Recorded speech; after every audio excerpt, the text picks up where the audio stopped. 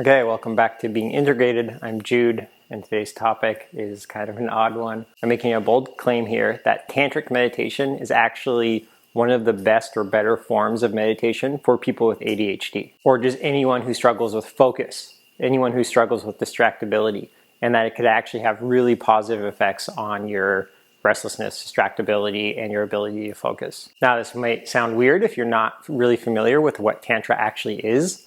But for those who really do know about Tantra, they will probably just be like, oh yeah, of course. So first, let's separate, get your mind out of the gutter.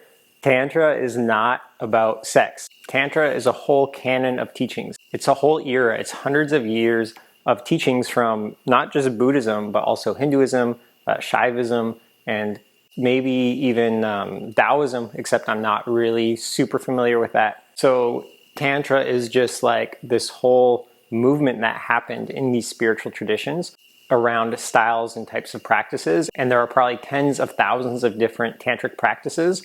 And the amount that involve actually sex or having sex is probably like 1%, maybe even less. And a lot of tantric practices, when they do involve sex, they're not actually about having sex. They're about visualizing yourself in consort, like connected having sex with a deity. So what Tantra really is, in essence, if I were to simplify it, is imagining yourself as you already want to be. In Tibetan Buddhism, which I'm most familiar with, you imagine yourself as an already enlightened, already awakened deity. So you get a deity chosen for you when you get to a certain level or stage of practice, and then they give you this deity to imagine that you become them. And in becoming them, you take on all their qualities, which of course they are enlightened or awakened. And so it's a way of using your imagination to bridge the gap, to cultivate, to embody the characteristics that you would like to. In a sense, it's kind of like role playing or method acting. You're really just trying to bring it on. And the thing is now that neuroscience really shows that this stuff works, that imagining yourself being a certain way actually changes your neurology to make you more that way.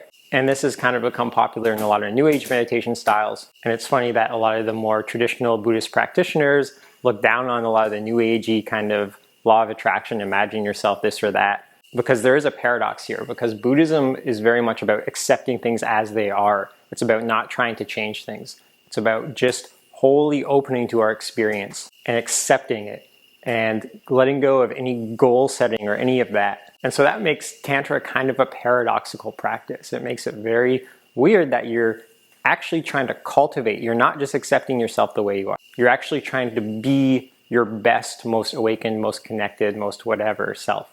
Oh, and as a side note, in Tibetan Buddhism, deities are not seen as gods. They're not gods.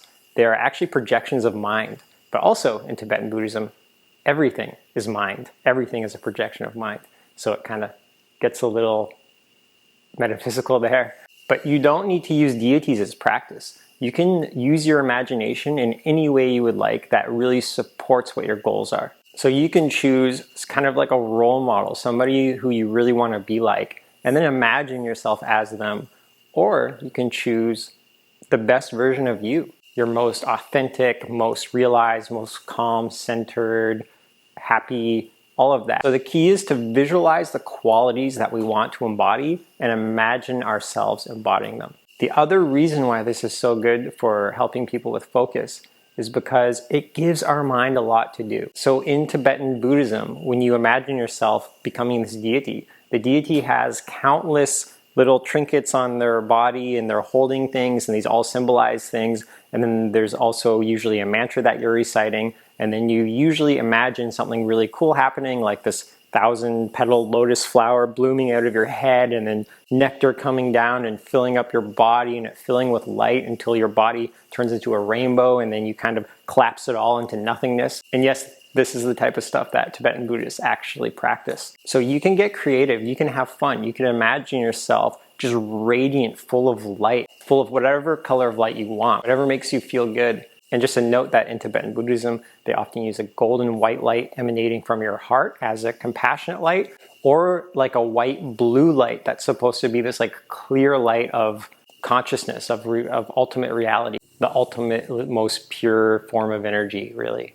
Oh, and as a side note, These practices are not the starting or the first practices I would recommend for someone who has ADHD or is challenged with focus or restlessness or distractibility. I have another video on my channel that goes over the very first practice I would recommend. The practice is called Meditation for ADHD. That actually works. You can check that out. And I also have a course where I go over a lot more strategies that are really super supportive and create real inner transformation around our reactivity, our restlessness, and other ADHD symptoms. I put a ton into that course. You can check it out. The link is below in the description, and you can watch the first module for free. Again, let me know if you have any questions or requests along these lines of practices. So today, what we're gonna do is we're gonna have fun with it. We're gonna do a short kind of DIY tantric practice where you get to decide, how do you wanna see yourself? What qualities of being do you want to embody? And then you get to have fun and visualize that however you want. And we can also, with Tantra, use a mantra. And so I'm going to give you just like a basic mantra. It's I am. Just this quality of I am. Not I am anything in particular, but I am, like almost like an I am eternal or I am unlimited. It's just this deep knowing that you are. Not you are an individual, but this pervasive, expansive I am. So you can use that mantra, or better yet, come up with one that's super resonant with you that really touches on the qualities that you want to embody. So you can pause here and think of a phrase that is really gonna resonate, that's really what you want to embody. And keep it short, simple, and make sure it has a nice ring to it because you're gonna be reciting it over and over. Personally, I like the phrase I am, and I try to feel the expansive I am quality of it in my being. Okay, so let's jump right into the practice. It's going to be guided, it's going to be fun, so get comfortable and let's go. So in the Tibetan Buddhist tradition, they actually practice with their eyes open, but for beginners, it's usually easier to visualize with your eyes closed. So do what's comfortable for you, but I like to do it with my eyes closed often.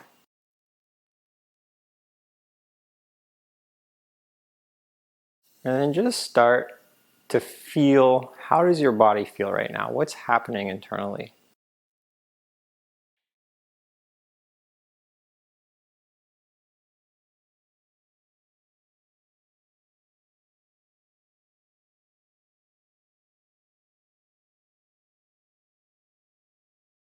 And as you notice what's happening, let's start to open up our posture and really embody this quality of alertness. Feel the quality of alertness in your straight back, in your open chest. And also tune in to this quality of tenderness, that we're really being present with ourselves, we're really listening.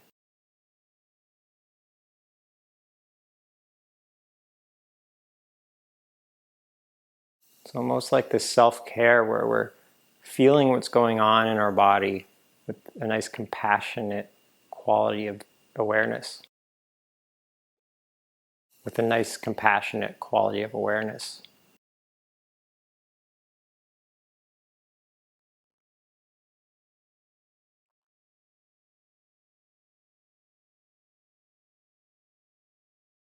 And now let's start this visualization. Imagine yourself as your most fully realized, fully embodied, fully happy, fully focused self.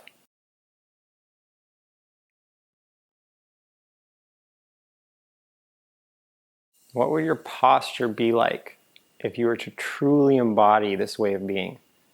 And try to find that posture right now.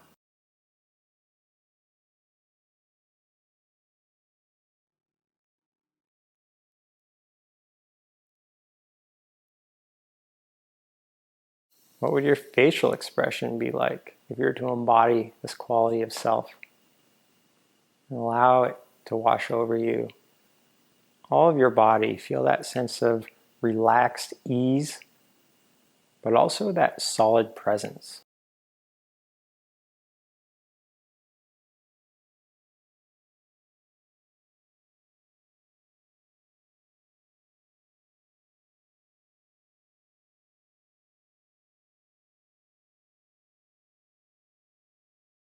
And have fun with the visualization. Imagine yourself in a setting that's really beautiful, that's comforting,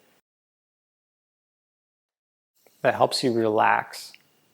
And then imagine yourself in any way that you would like, radiating with light, super confident, centered, focused. You can have fun. You can bring in whatever you would like.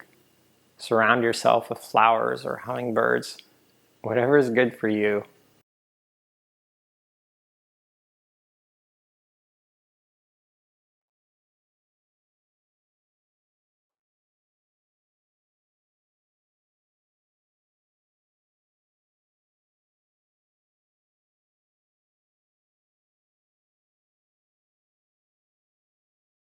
And just keep breathing into this space, seeing if you can open up more and more and imagine yourself embodying this way of being more and more. See if you can really feel it. It's all about feeling it in the body, feeling this expansiveness.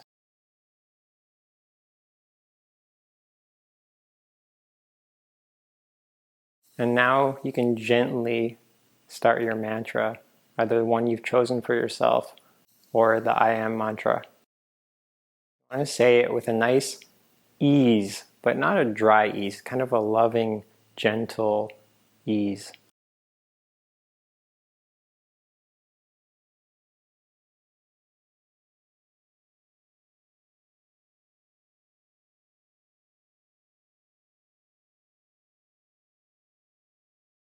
And if you get distracted by any thoughts or feelings, it's okay. Just come back to the visualization.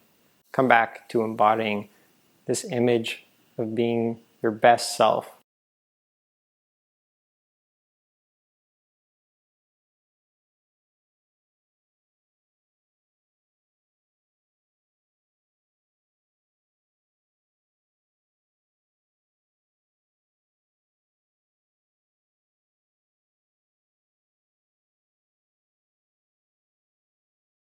And for the last few moments of this practice, see how much you can really surrender to the practice, really let go.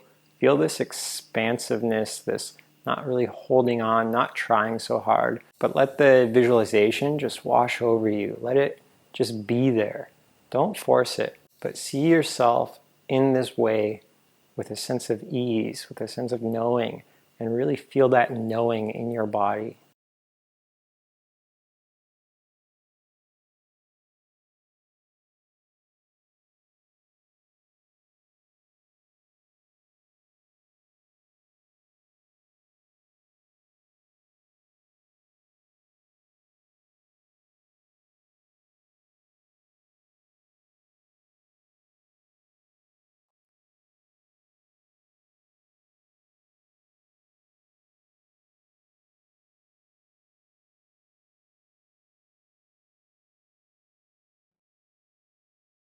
Okay, and now you can open your eyes, come back. I'm really curious how that was for you. This is kind of an unconventional practice, but it can be powerful or it can be challenging as well. So just whatever the experience was for you is totally okay, especially considering this is your first time doing the practice.